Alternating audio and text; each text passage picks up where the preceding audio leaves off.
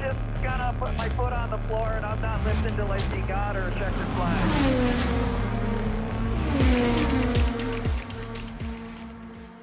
Welcome back to Racing Thoughts and IndyCar podcast. I'm Megan Dennis, And I'm Meg Taylor. and today we are going to be discussing the rules, regs, specs, everything you need to know about what kind of makes up that part of the series as we lead into 2025.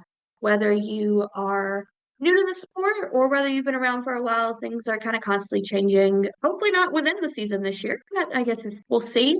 This is really going to be Meg's episode to take on because we know that she really understands kind of the background of all of that a lot better than I do. So I'm happy to listen and learn and probably ask some dumb questions along the way. But without further ado, take it away. All right. Hey, guys. So, starting off by saying no dumb questions, just questions we don't know the answers to, which is why we ask. So, for a little bit of background, if y'all don't know, I am by trade a teacher. And I just really love researching things, specifically within like science, technology, engineering, that kind of stuff. I currently work at a robotics company. And so I really love to get down into like the nitty gritty of these things. And so this is kind of where my brain goes when I like watching any type of sports, but specifically within motorsport. So I'm going to start off by breaking down the car specs and what the car actually is. So we're going to be talking about what are specs and what is a spec series. You'll hear IndyCar be referred to as spec series often. And we're going to talk a little bit about the chassis, the tires, a little bit about hybrid, power, track types, the engines, a little bit on liveries. That's going to be whatever. And then we're going to get into the rules and regulations. Basically, what is a race weekend going to look like and all the different components that are there. That how do we start? How do we go through race control? Let's talk about pit stops. Let's talk about qualifying and the point systems and all that kind of stuff. And the most important part is going to be all about safety. So we're just going to deep dive into a bunch of it. And yeah, so we're going to start off by saying that IndyCar is not a full spec series. And when I say a spec series, basically that just means that all the cars are identical. And so when we say IndyCar is not a full spec series, we're basically just saying that there's parts of it that all the cars are going to be the same, but then there's also parts that are going to be like changed based off of the team and the setups and all of that kind of stuff. So for the full spec components, the things that are going to be the same from team to team and car to car, you have the chassis, which we've talked about in our previous episode, and I'm going to get into it a little bit more in depth. We have the aero kit, we have the tires, the aero screen, and then you have either a Chevy or a Honda engine. So those are the things that are all going to be the same across teams and across cars. There's a lot that can be up to the team's discretion. So some of them are going to be like shock absorbers. You'll also hear them be called dampers. Basically, it's just part of the suspension that converts the energy from compressed springs into heat to keep the car from like bouncing up and down. So this is a top priority for a lot of teams. This is where a lot of teams will put most of their money into, because as a car is bouncing, you're losing a lot of energy, you're losing a lot of downforce, and your car is just going to be a lot slower, and it's going to be dangerous for your drivers if you're bouncing a lot. So we want to make it as smooth as possible, and that's what these dampers do. You also have wing angles and other types of aero setups that are going to be up to the teams to make. We'll talk about that when we get to pit stops. You'll have up to and over like 150 other settings and elements that can be changed by the team. So yes, it is a partial spec series, but in comparison to what is going to be the same across all cars versus what can be changed, you're going to see a massive difference in performance from car to car and from team to team. And unfortunately, as is everything in motorsport, cash is king. So the more money that your team is going to have, the better your setup is going to be, the better your research is going to be, the better your parts are going to be. And so while yes, the parts of the series that are all going to be the same are the same, it doesn't necessarily mean that, you know, your top marker car and your back marker car are going to be the same. They're wildly different.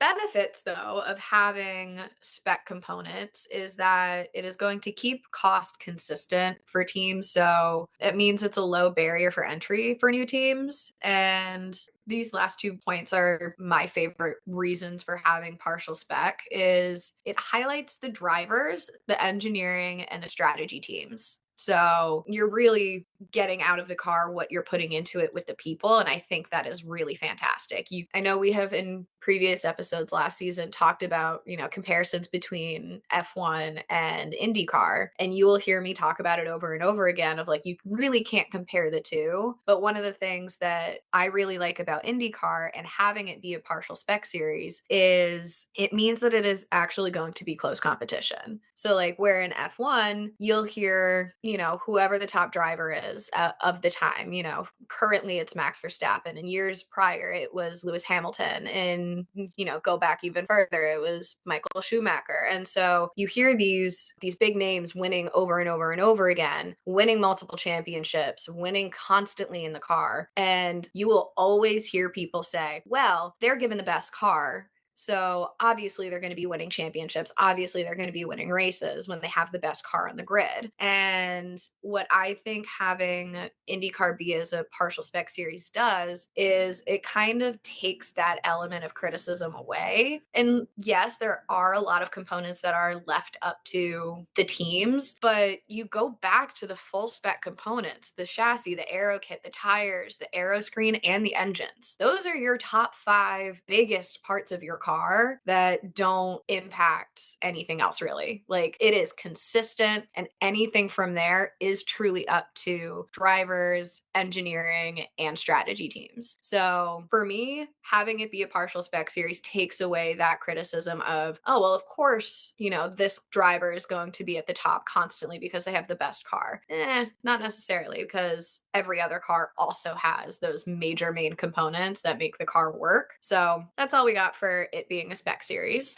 Now we're going to get into a little bit about the car. I have talked a handful of times about the car itself, so this will just be, some bullet points there. In our last episode where Megan talked about the history, she did mention that the most recent iteration of the car's chassis, the DW12, which is that nickname, debuted in 2012, but it's had several modifications and iterations over the years. And in 2027, hopefully we're getting a new chassis, which I would love to see. Hopefully that improves downforce. Hopefully it improves aero and all of that kind of stuff. But that's not something that we can worry about because I don't know yet. The car is run on 100% renewable biofuel, which is excellent. One of the biggest components about IndyCar's actual car itself that I love, but some people don't, it's either you love it or you hate it, is that there is no power steering in IndyCar, unlike in Formula One and a lot of other motorsports. Basically, power steering relies on hydraulic systems to multiply force applied to the steering wheel, and usually that means it's just easier for a driver to turn the wheel. Without it, drivers actually need to be way more physically fit than in other series. And a lot of drivers and people who are within the sport and have been in these cars, they literally call them beasts because of no power steering. And it's like one of the biggest adjustments that drivers will have if they're coming from other series like NASCAR or Formula One. And I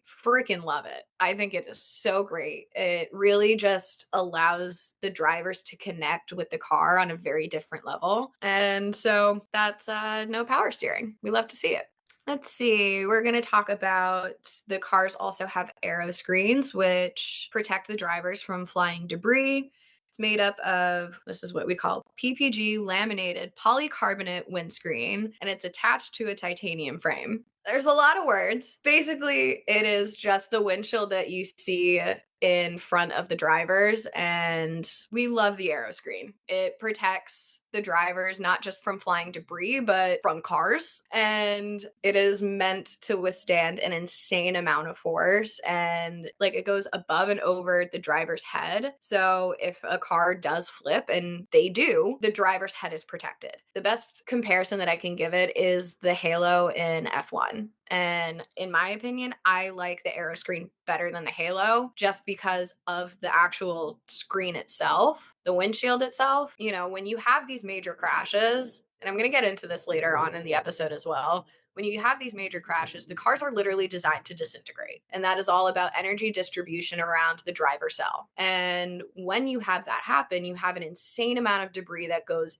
everywhere. And so with the aero screen having the windshield there, it is another layer of safety and protection that these drivers get to make sure that they finish the race and get to go home to their families. So you will see me absolutely loving the aero screen. Whatever iterations they come up with next, I am also going to be a big fan of, but I will never want to see an IndyCar without one. So there we go. And then let's see, we have two engine suppliers, like I have mentioned. We have Chevy and we have Honda. Not much to really talk about there, but you'll hear on broadcasts constantly like, oh, the Chevy engine is doing X, Y, and Z in the number 5 car, whatever it is. So it is something to note that your team is either going to have a Chevy or a Honda engine. Yes. Not a question, just going to add to that for those new in the sport too. I think it's something, if you're coming from like the world of F1, Chevy versus Honda is a bigger factor than say team versus team, in that like it's a more of a manufacturer competition. Yes, that is very true. Okay, so then we also have the Firestone tires, which I love these tires. I think they're so fun. I also just really liked learning about them. We did a whole like longer breakdown of what these tires are back in, I believe, episode 3. And what you need to know is that Firestone has engineered these several types of tires for different types of courses that they're going to be used on. So for ovals, we're only using one kind of tire. You're not going to hear different iterations of it. But then you have road and street courses, which can use all 3. So you have primary, alternates, and rain tires. With the ovals only using one type, their primaries, you're not going to see any rain tires be used on ovals. If there is rain, there is no racing on an oval. And that could be fact checked by last year's Indy 500, where practices and quali and all of these things were delayed for hours and hours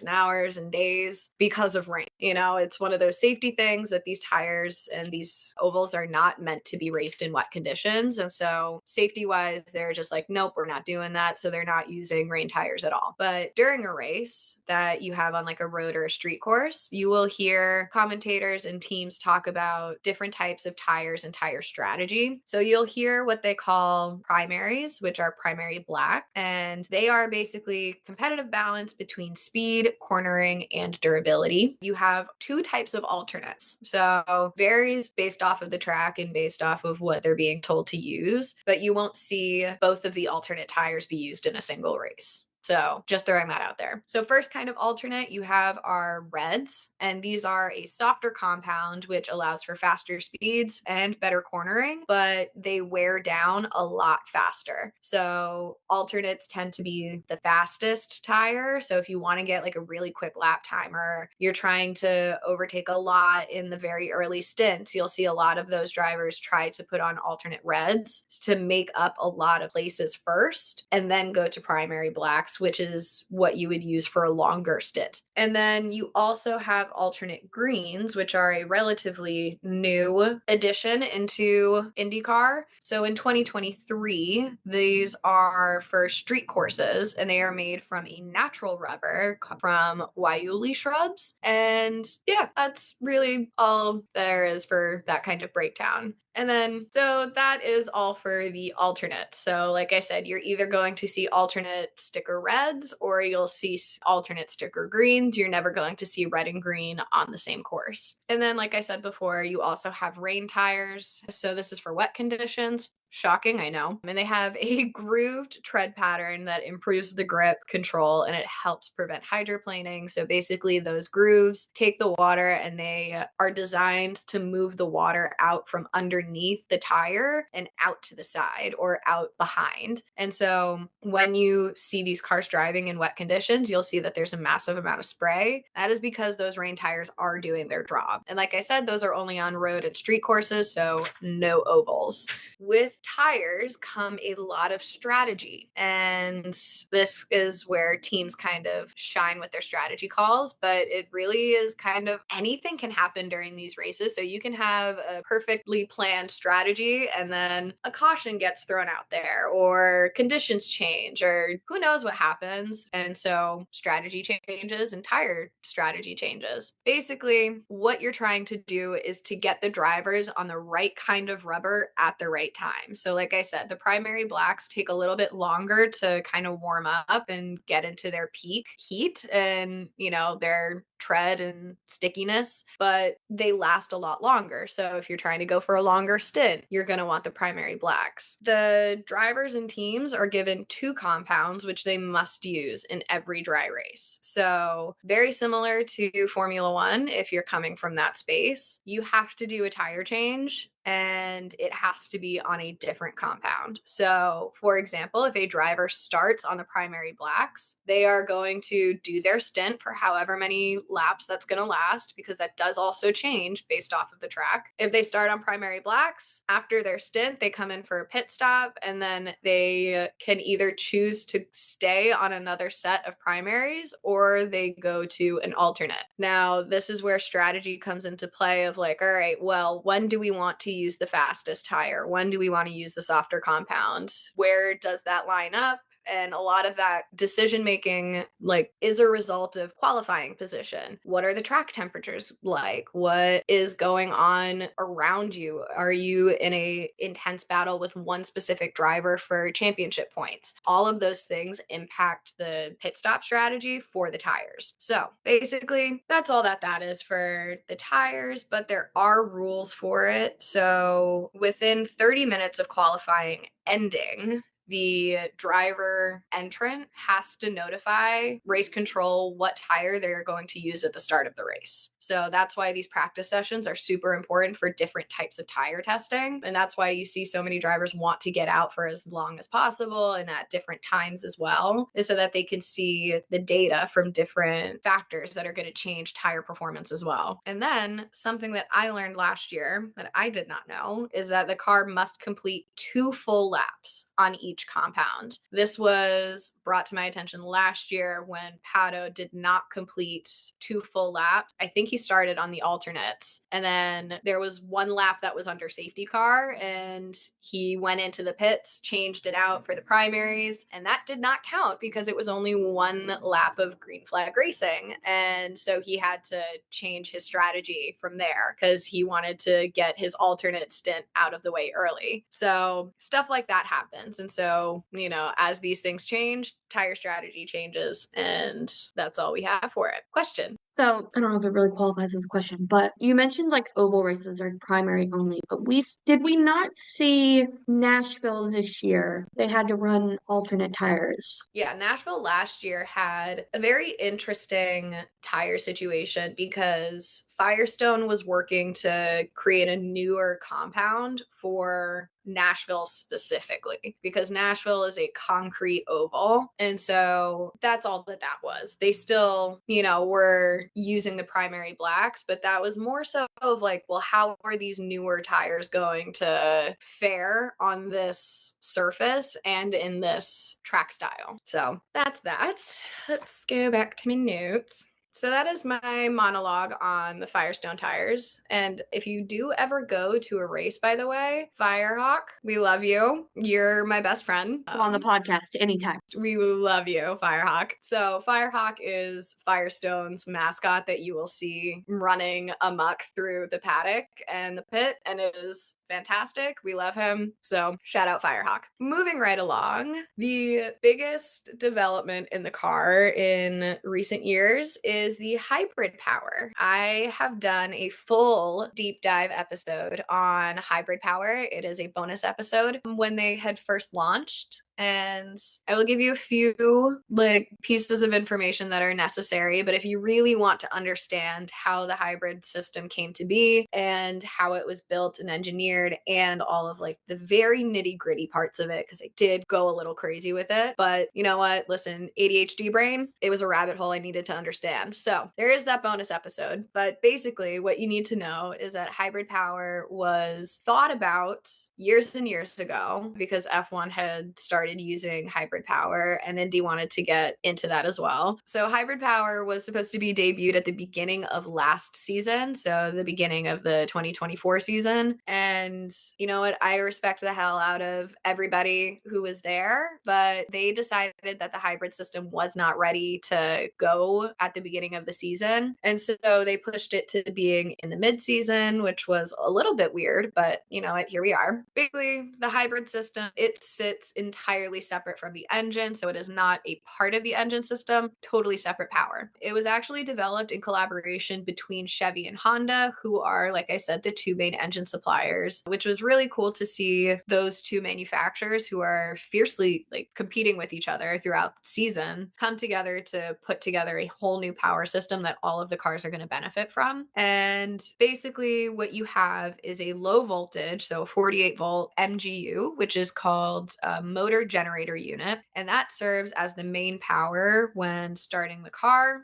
And one of the main benefits is that the cars can be started at will instead of using external assistance, which reduces full course yellows. So with the hybrid power, this is just going to be an extra boost of horsepower for the engine. It is very similar to the push to pass, which I'm going to talk about later, but it is completely electric. And one of the benefits is it reduces full course yellows, like I said. Again, if you want to know a lot more about it, go listen to that bonus episode. That is the only thing that I talk about there. I talk about all of the different components, how it's used, how the teams are using them, and also drivers' reactions at the time. Hopefully, some of that has changed over time. We'll go from there. Another important piece of information is we've talked about this a handful of times, but there are several different types of tracks that you will see throughout a season. You have the streets, you have road courses, and you have ovals. Now, ovals are actually broken down into two separate categories. You have short ovals, and then you have super speedways. So those are your tracks.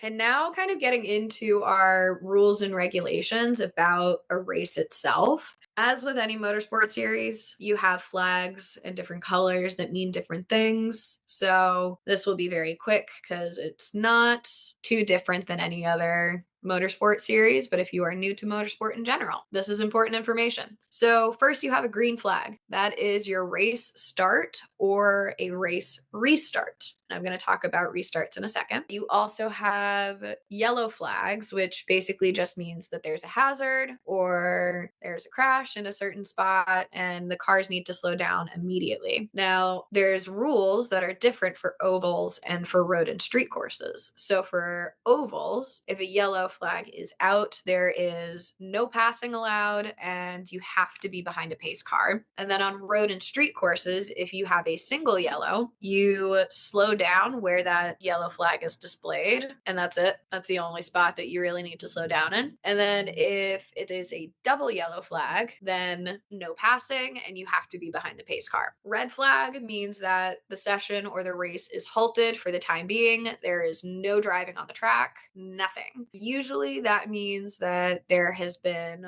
weather concerns or there's been a major crash that, no one can be driving through. So in that instance where there is a red flag, cars need to proceed to the pit lane. And from there, cars will go back out after race control deems that it is safe to go back out. And then you also have a blue flag, which means that a faster car is behind you. Now on ovals, the slower car is not required to move out of the way. If you are coming from F1, you know that a blue flag means, hey, move over. You're being lapped. You need to get out of the way. Like same here, but they're not required to move. It's kind of like one of those rules that's not actually a rule. Because that Gentleman's agreement is what they'll call it in the booth a lot. Yes, gentleman's agreement. And then you have road and street courses where unless a car is a lap behind every car that is on the lead lap, the slower driver must move aside as soon as it is safe to do so. I think that is a key component that I also need to remind myself of when I'm watching these races, is as soon as it's safe to do so, because there's many times in many places that it's just not like an okay time to move over. So that is something to keep in mind. A white flag means that the leader of the race is beginning the final lap. And then that leads us to our checkered flag, which means the race or the practice session is over. Moving on, we've got race control, and we have a race director and 2 race stewards who make decisions about reviewing and penalizing on-track incidents. And the race control is also the one that dispatches the AMR safety team. I'm going to talk about the AMR safety team in depth, but just know that they are deployed by race control. With starts and restarts, this is something that I had to get used to when coming in as a new IndyCar fan a couple of years ago, is that IndyCar starts are all rolling starts. Basically, that means that they have lap or a couple laps around the circuit or around the oval, and green flag is the one that starts it at usually the start finish line. With most of them, actually all of them except for one, it is a 2-car wide rolling start. So you'll see 2 cars side by side and they go in rows back, and they're honestly quite close to each other, which was a little freaky when I first started watching, because again, I was a Formula One fan first, and so I was very used to having their stopped in their grid positions that are very equally spaced out and yada yada yada. But nope, these cars are close and they are moving from the start. So like I said, all races except for one are 2-car wide. The one race that is not 2-car wide is the Indy 500, which is 3-car wide. And then restarts are single file behind the pace car and also rolling. So we have a love-hate relationship with restarts in this series, especially last year at the beginning of the season. There were so many, but it's all a part of the series, I guess. So that's our starts and restarts. Next up, an important part of any motorsport, and specifically in IndyCar, is we're going to be talking about our pit stops. So pit stops have 4 main components. So you need to change the tires off of the car, fuel up, and remove the aero screen tear-offs and adjust the wing angles. So a good stop on average is usually about 7 seconds. This is drastically different than a Formula One pit stop, which if you get to like 2.5 seconds, people are being like, that driver's race is ruined. 2.5 pit stop in this condition? No. Like 7 seconds is a very good pit stop for IndyCar. And I want to highlight this specifically because it seems like a long time, but you also have to think about the crew that is on pit lane for these drivers. With Formula One, you have 2 drivers and they each have their own separate crew that has one person is doing one very small specific thing, and there's like 18 people that are surrounding the car during a pit stop. That's what makes Formula One pit stops so fast. Whereas in IndyCar, you only have 7 crew members who are allowed over the wall during a pit stop. And so you have 4 tire changers, an air jack person, a fueler, and a tear off guy. So with the tire changers, you are going to have one person whose job it is to use the wheel gun, like loosen it, take the tire off, move it over, take the new tire, put it back on, and tighten it back up. That right there is like the job of like 7 different people for one tire on a Formula One car. So these crew members for pit stops, they are phenomenal at their job. They are honestly elite, in my opinion. Can I add something interesting? I saw it earlier. So Meyer Shank for this upcoming season is considering for the pit stop because in comparison to both NASCAR and Formula One, they are slower, doing more of a NASCAR style pit crew where they're specialized guys that like they're flying in depending on what race, and that they're training guys specifically for pit stops at certain races. I don't know any more than that. I just thought it was interesting.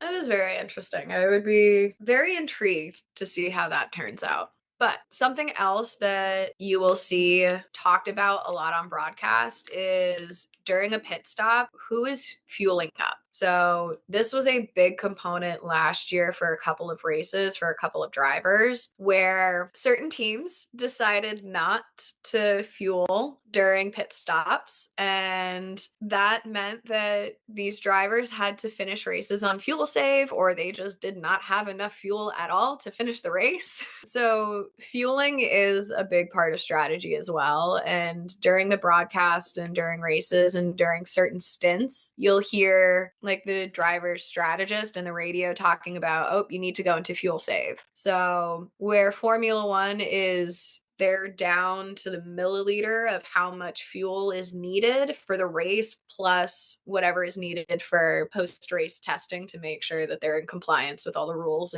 from the FIA. Indy's different in that sense. They require a lot more fuel, and so that plays into strategy. So bringing that into our next topic, which is our push to pass. Now, push to pass, where do I begin with you? Push to pass is a button on a driver's steering wheel that drivers can use after 2 laps of green flag racing, and it applies an additional approximately 60 horsepower boost to engines.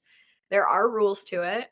So you have a limit of 200 seconds per race, and they can only be used in 20 seconds at a time. Now, push to pass sounds a lot like hybrid power when you break it down at its most simple form of just another way for these engines to get additional horsepower boosts. However, push to pass is a fuel guzzler. It is crazy how much fuel they burn through when they go through and use push to pass. And so that is why a lot of times you will hear the strategist on the radio being like, hey, watch it, go into fuel save. So that means they're not really going to be using push to pass. And that is kind of up to driver discretion of when they use it. So a lot of them will use it when they're trying to overtake or, around a certain corner or whatever the case may be. Now, push to pass had a moment last year where our friends at Team Penske were not using it the way that it should have been used, and that ended up getting Joseph, Scott, and Will disqualified from St. Pete, which meant that Pato ended up winning and taking over that win. And there was a lot of controversy that was behind it, and if you want to hear my thoughts, that's another time. But yeah, push to pass. There's that. TLDR, don't use it under yellow flag conditions when you're not supposed to. Correct. Okay, moving on to the actual race itself, we have to talk about qualifying. Now, qualifying is basically how these drivers are going to figure out how they are lining up when they start the race on Sunday. And qualifying has 2 separate ways of going about. So first you have road and street course qualifying, and then you have oval qualifying. I'm going to start off with road and street because I think it's the easiest to kind of conceptualize. So road and street courses, they are a knockout system, and you have 3 sessions, usually the day before the race. Sometimes, whether it's a doubleheader or conditions are weird, who knows? But ideally, qualifying happens the day before the race. So in session 1, you have 2 groups. Basically, the entire grid is in one of these 2 groups, and it is like a 10 to 15 minute session where they're going around, they're trying to set the fastest lap time, and the top 6 from both of those groups go and advance to what is called the Fast 12. The Fast 12 is our second session of qualifying. It is another 10 to 15 minutes of drivers, those 12 drivers, trying to set the fastest lap time. And at the end of the session, the top 6 go into session 3, which is named the Fast 6. And then from there, those 6 drivers are going to be competing again for that top time, which will get you pole position. And if you did not advance to the next round, you are slotted into your grid position based off of your time. And quite simple, really. The oval qualifying is the bane of my existence. And Megan can attest to this. They stress me the out. I'm pretty sure I have a video of myself taking a tequila shot after the Indy 500 qualifying last year. So that's where oval qualies land with me. It is one car at a time, and the cars qualify in reverse order of entrant championship points. And I'm going to talk about the point system in a second. But basically, it is the average lap speed over a certain number of laps, and that's usually 2 laps. So what ends up happening is qualifying is way longer. I don't like it. But, whoever is last in the championship points is the first to go in qualifying. They do 2 laps around, and then next person goes.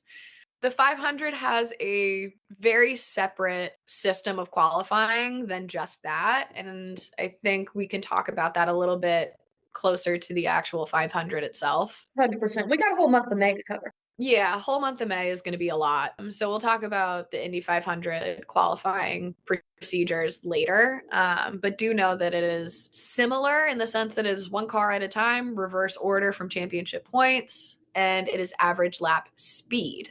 Whereas with road and street courses, it is lap time. So that is a major difference that you need to be aware of. Then we got to talk about point systems for the championship. So Before that, one other thing to add to qualifying, I think if you're coming yes. from F1, that's good to note that I didn't kind of realize till like later on in the year last year, is that like unlike an F1 where if you cause a yellow flag because you went off into the gravel or whatever, come back in, replace your tires, you can still have a chance to get that lap time in. If you cause a flag during a qualifying session in IndyCar, that's it. You immediately drop to the bottom of whatever timing section that you're in. So doesn't matter if you had the first, top time, you go out, you put it into the gravel, they throw a yellow flag, you're immediately dropping the 6. So I think that's an important thing to, if you're coming from F1, to be aware of. Yes, very important distinction there. Okay, so point systems is very different from Formula One. So, 3 things that are different is that if you qualify on pole position, you get 1 championship point. If you lead at least 1 lap, you get 1 point. And if you have the most laps led, you get 2 additional points. So, there's additional ways for you to get championship points that are not just finishing position. And so finishing position is important as well. So every finishing position is awarded points, which was very different than Formula One. So if you are an F1 fan, points are from P1 to P10, and anything below P10 does not get any points. Every single position in IndyCar gets a certain amount of points. So P1, you start at 50 points. P2 is 40, P3 is 35, and then it goes down and down and down. P24, you are awarded 6 points, and then if you are P25 or below, you get 5 points. So that is very different than what I was used to, and I had no idea how the point system works, if I'm being perfectly honest, until I did the research for this. So that was something new. I knew it was different. I knew there were points that were awarded for all of them, but it was the actual points breakdown that I was just like, I had no idea. So a lot more points were awarded for each of the finishing positions in IndyCar, which explains why we have less races than Formula One, but the amount of points that they get is equitable to what they get in championship battles. So any questions before I move on to our favorite AMR? No questions, just comments. I will say, don't try to do the math. We were trying to do it at the end of last season because we had a very tight championship battle and a very tight finishing for the leader circle battle. Yes. Oh, don't try. Just it's not worth it. Yeah, there are people who are meant to be doing that, and we are not those people. So, you'll hear us talk about championship battles and points and leader circle points and stuff, but we're not the ones who fully understand how these championship points play out and what it all means if this car finishes at this position and above this person but below this person. There's a lot of math involved. So for your sake, don't try to understand it. unless you are a math person. Okay, so the final little stint that I have is all about safety. And last season, Megan and I talked about the AMR safety team quite extensively, just in terms of how they impact the race and how they impact the drivers. So it's nice to get a little bit of a breakdown for the AMR team. So IndyCar has one of the few dedicated traveling safety teams in all of motorsport. So basically, that just means that the safety and medical teams are all the same doctors, nurses, EMTs, and all of the same equipment at every single race. Other motorsport series, what you'll see is that they are like a volunteer base. So if you're in the area where the race is, you can volunteer your time and services to be on the medical team at one of the races, but you are not dedicated to following around the teams or the drivers or the series, where IndyCar has that.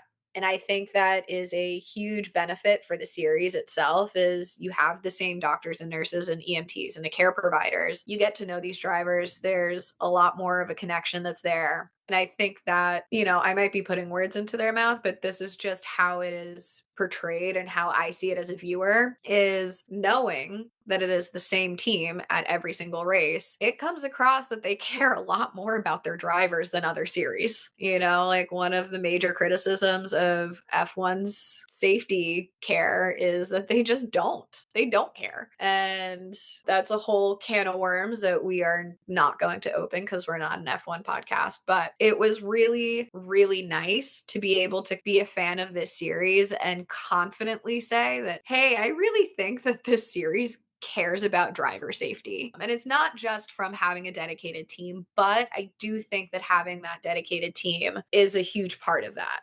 These care providers are consistent, and, you form relationships with these drivers, and that means that you're going to be able to put a little bit more of yourself into providing care for them. I'm going to echo that too, because it's the fact of if there's any time we've had a major crash, Dr. Julia herself makes a point to come out and make a statement of hey, they're okay, or we're transporting this person to the hospital. Like when Stingray went upside down and, they had to get the ambulance out to get him off track and everything. She was out there within 10 minutes being like, this is the update of what's happening to him. It's not a matter of oh, what's happening with this driver that you see in other series. Yeah. And that actually brings me to my next point about the safety team, is they have one of the fastest response times if there's an incident on track. Like oftentimes what you'll see is that there's an incident or a crash that happens or a car goes off and the AMR safety team is already being deployed.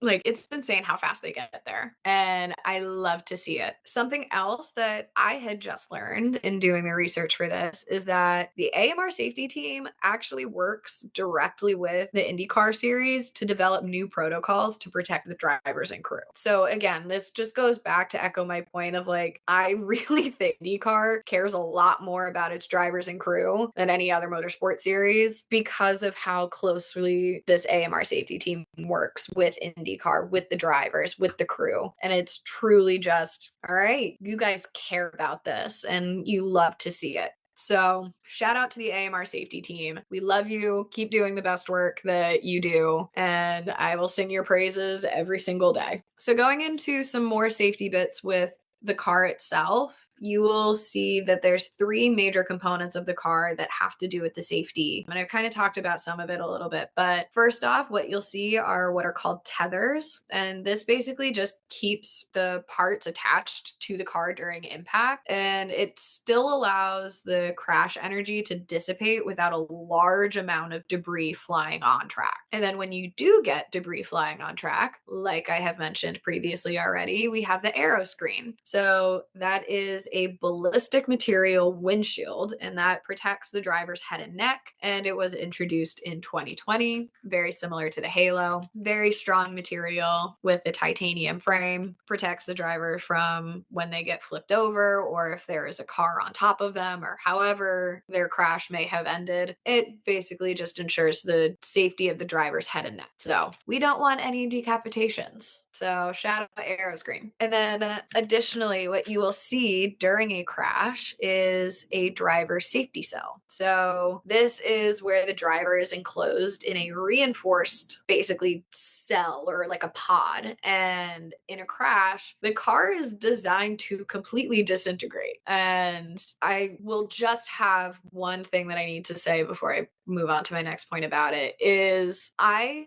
hate when I see people who are like, oh, well, like cars back in however long ago, they used to be so much more durable. They could crash into things and they still would be like intact. Okay, guess who wasn't intact because of that crash? The person, the driver. So what ends up happening is the driver is, like I said, within this reinforced pod that is where they are sitting with the aero screen and everything that's around them. And when they have a high impact crash, it is designed to crumple everything else other than that safety cell. And that allows the energy to dissipate away from the driver and keep the person protected. And so, well, yes, however many decades ago, the cars were definitely more strong and durable, but the drivers were dead. So what you have now is a car that is designed to crash, but the driver walks away with like a little bit of a headache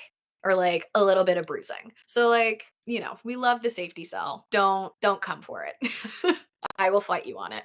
And then lastly, we have the safer barrier. And this was first installed in 2002 at IMS. And it was designed by IndyCar and IMS. And it is steel and foam that are used to create a movable soft wall to help absorb crash impact. So safety in the modern era of IndyCar is all about how can we protect the driver? Everything else can be destroyed. And that's what this is designed to do. It is meant to absorb the additional energy as the driver goes into the wall. Detroit currently is, I think, one of the only ones that is still left with concrete barriers. And in last season, I went on a rampage about it. I think it's so unsafe. It's not good. Like, it's just not smart and safe to continue to have concrete barriers when you have safer barrier that's there. And this was really interesting for me to learn was it reduces the G load by 30 to 80%. So if you're new to motorsport, you will hear that G-force is a very big and like very commonly thrown around term. Basically, all that means is the amount of like G-force and gravitational force and like however many times the driver's body weight. So like if you are experiencing 1G, you are experiencing 1 time of your body weight. If you're experiencing 5Gs, you are experiencing 5 times your body weight being put onto yourself as you go through corners or as you go through crashes. And so to reduce that G-force load by 30 to 80%, depending on the crash and the physics of it all and how you go into the barrier and how fast you were going and all of that, that is an insane percentage that is a no-brainer to me of you got to have it. And it's an incredible safety component that you love to see because these crashes are crazy fast and crazy dangerous with an insane amount of G's. Anything you can do to reduce that is great in my book. Well, I think a good example of that too is I can't remember if it was Mid-Ohio or Road America where Joseph had that really nasty crash this year, and it was wherever he crashed at that it was into the safer barrier that had only been installed like that year, the year previously, and he still hit at like 60 G's. And I remember they were saying it's like, oh no, if that had still been the concrete barrier, like Joseph wasn't going to walk away with that. And I think also for you, like to back up your point on like how much IndyCar has focused on the safety of drivers is the fact that in the modern era, which is a tribute listen to our history episode, since 2008, we've only lost 2 drivers with Dan Weldon and Justin Wilson, both horrible fatalities. And that's not to say we haven't had horrible crashes. You know, James Hinchcliffe nearly died in a freak accident at the 500 practice. Yeah, he had 126 Gs in his crash. 126 Gs. So 126 times his body weight during his crash. and he still walked away from it. That alone proves every single point about all of these safety components that have made an impact on driver safety. That's all that I have for our safety stuff. And so that kind of brings us to the end of our rules and regulations and techs and specs and stuff. I'm going to leave you with one final rule that is the most important rule in all of IndyCar. And that is no jumping fences. The one thing you can't do The it. one rule, no jumping fences. So, for context, last year, me and Megan went to Barber in Alabama, and we were looking up, all right, well, what do we need? Like, what can we bring? What can we not bring? What are the rules for going? Because we had never gone before. And, we couldn't really find a whole lot of rules of things that we weren't allowed to do or allowed to bring. But the most important one that they had like bolded and highlighted that they were like, you know, is that we couldn't jump fences. And I was like, well, there goes all of my fun. So They also announced it over the radio and loudspeaker like 500 times. And it's just like, okay, but now I really want to. So yeah, that's what we've got. If you want to know more about the tires and some safety stuff and hybrid engines, we have episodes dedicated to that, and I've talked about it in several other episodes as well. But that was kind of quick and dirty intro to IndyCar. So hopefully you learned something new, guys. And again, you got more questions. If there's stuff we didn't answer or haven't covered before, let us know. We can always find that out as well. That brings us to the end of this episode, I think. As always, follow us on socials. Let us know thoughts, comments, concerns, opinions, all that jazz. And I guess all that's left really is we'll cover the 2025 grid. And then, of course, as we're getting closer and closer in days, we will preview St. Pete and what to expect as we kick off the 2025 season. We're getting closer to the start, guys. Cannot wait. Bye.